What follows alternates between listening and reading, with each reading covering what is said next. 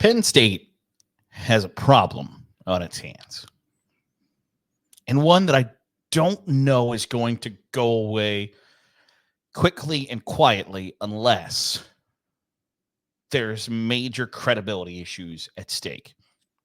If you haven't followed, a former Penn State team doctor has claimed that James Franklin, the Penn State head football coach, has in the past tried to interfere in team medical decisions, going as far as to want to cut a player who had attempted suicide. Sit and think about that for just a second.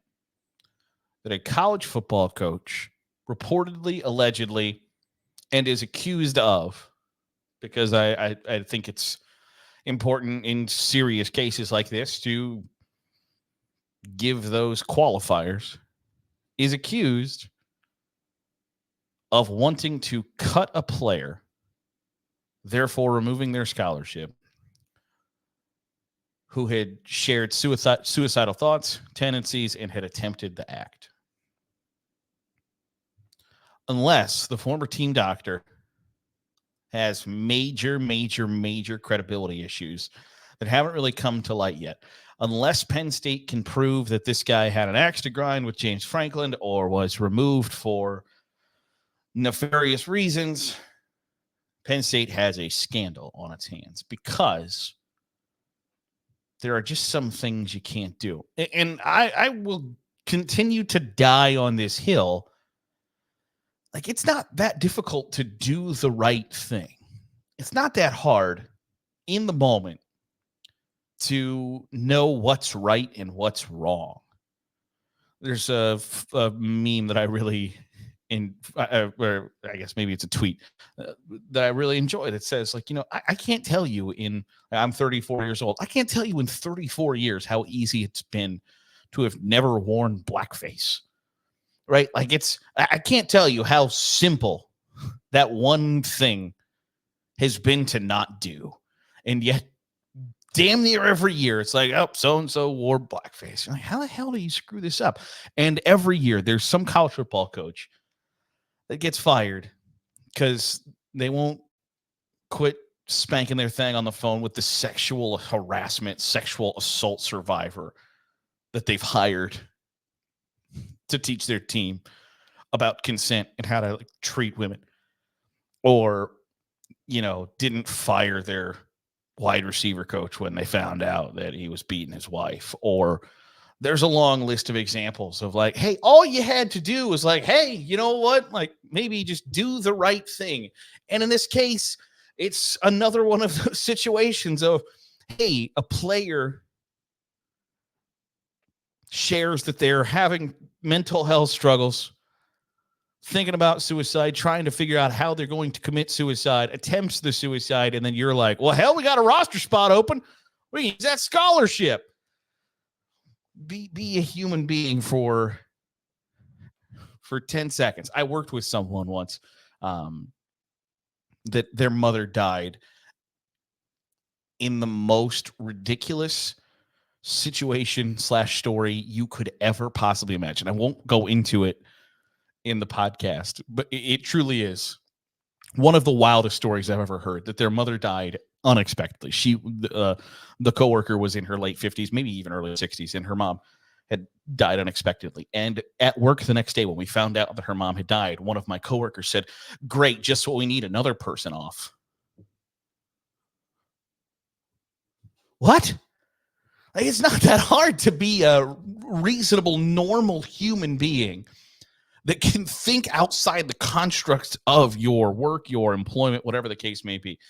And if on the surface, what this former team doctor is alleging James Franklin did is so ridiculously reprehensible that I don't know how you come back from it. I don't know what level of charity, what level of I'm going to learn from this and grow and be better. I don't know what level of apology you can give that's going to make people go, you know what? I'm going to give James Franklin a fair shake here. Because on the surface, how are you going to do that?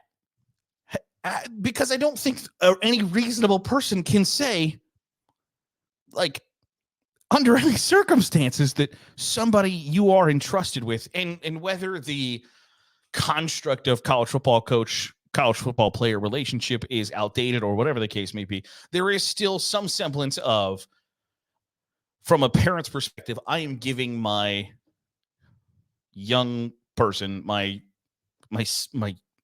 impressionable son to you to mold and shape into a better man, a better citizen, a better husband, a better football player, prepare them for life after college.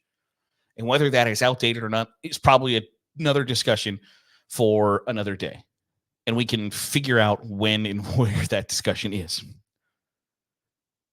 But as long as that's part of the equation, I don't know how you go into someone's home and say, like, I'm going to take care of your son. Because if this is true, the evidence points to no, you will not. And not only is it an issue for getting future players, I think it's an issue for current players that are friends with or knew the player that had been viewed as so expendable that you looked at their potential suicide as an opportunity. For current players, former players, future players, it's really, really, really bad look. Completely unpalatable. And I don't know how you come back from it other than just flat out, you can prove that the story is made up. Because even an accusation like that is wild as hell. And I don't know that somebody could even think/dream that up without there being some hint of truth to it. And now's kind of the time where, like, outside, like, if this happens during the season, it can get swept under the rug. Like, bleep happens a lot. Brian Kelly was at practice and a kid died, and he weathered that storm because it was during the season. Northwestern had a history of hazing kids. I think they might have proved Pat Fitzgerald didn't have any idea it was happening, and he got fired because it happened during the offseason. Mel Tucker was spanking his thing on the phone with the sexual assault teacher, and he got fired because it was during the offseason. Brian Kelly might be directly responsible for a kid's death, and we don't ever talk about it because it happened during the season. So the offseason is as bad of a time as ever to have bad stories come out about you. But when the bad stories make that, remember back a few months ago when Kim Mulkey was like, I'm going to sue the goddamn Washington Post for basically just being like, yeah, she rubs people the wrong way and she holds grudges.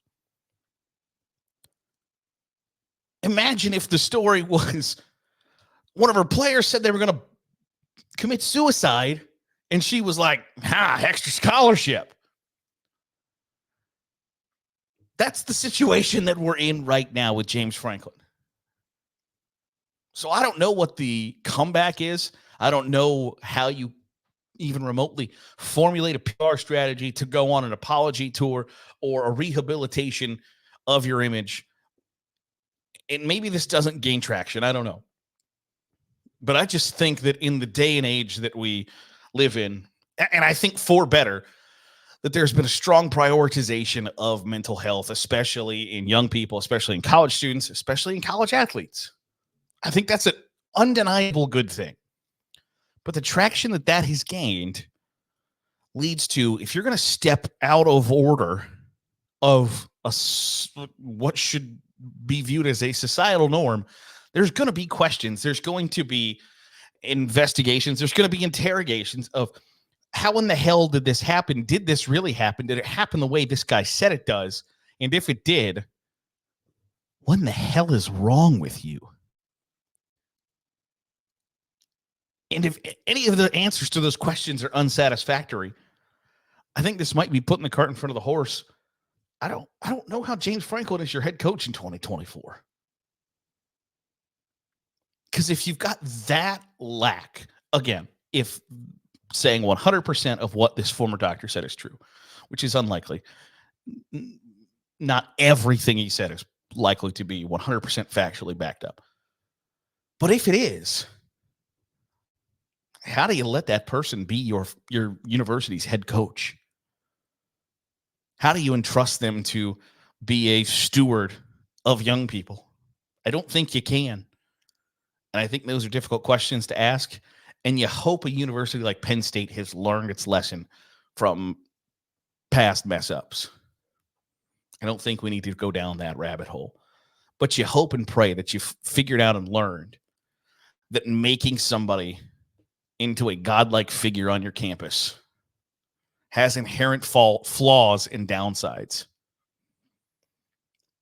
I don't know where Penn State goes from here.